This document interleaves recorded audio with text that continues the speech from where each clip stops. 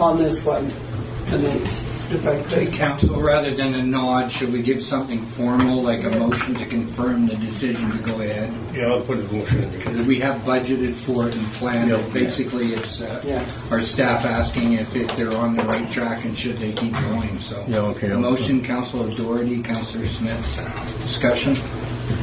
All those in favor? Thank you. I'd like to take the opportunity to thank your management team. They did a great job putting that together, and you can tell that they're busy. They're busy, they're doing lots of good stuff. Anybody have comments or questions for any of us? Just a good presentation. I think it's one of the more enlightening approaches to it. Lots Thank of you. pictures. Yes, pictures are always nicer than dollars. That was good to hear from individual managers. Other comments, Council? No? Okay.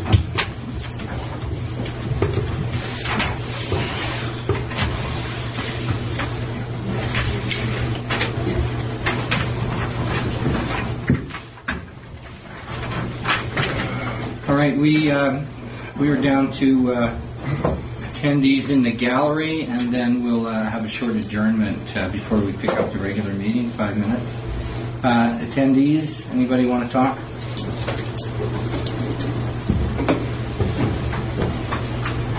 Yes, Your Worship. I had a few things I was going to ask about, but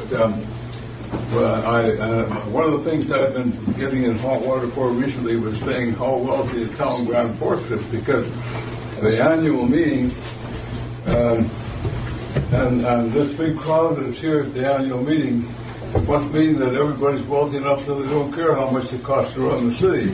Actually, that wasn't the annual meeting, but it was the annual report. So Well, annual report. it's been out for quite a while. Yeah. But anyway, what perturbed me a bit was the article that was in the paper just recently about the deficit that the council is going to have $814,000 deficit in 2012. This was an article in the Gazette, and I was somewhat uptight about that because that's a lot of money, and that's. And how come it's costing so much money that you're going to have an $814,000 deficit at the end of the month? The end of the year. Can I ask our CFO for a comment? Sure. I can give you. I have a, right off the top of my head, that is mostly an operating deficit that is mostly brought on by the amortization, so it's a non-cash deficit. So it used to be that municipalities did not depreciate their assets, and in 2009 the government has said you must start to run your municipality like a business, and you must record amortization, which is a non-cash item. Oh, Okay, but let's be clear, we're aiming at dealing with that over a period of time, Right. And that we would be planning ahead for the depreciation within our budgeting process. This is just the first hit, I understand, because the government just lowered this on us 2 years ago. That's right. And if you're around for when we start our first 5-year plan talks again in the fall, we're going to be bringing that forward again, so make it clear to everyone. Well, of course, I come to these meetings now because at my age, there's no guarantee I'm going to be next year. So if I'm going to raise hell with anybody, I better do it right now. But the only that was the main comment I had, Your Worship. It seems that it's costing too much to run the city, and we elect the council to run the city efficiently. And if the people get mad at the next election, they turf the council out and elect new, and that's been known to happen. And the new council inherits all this trouble that let the old gang left behind. So I'm looking for the current gang to take good care of things.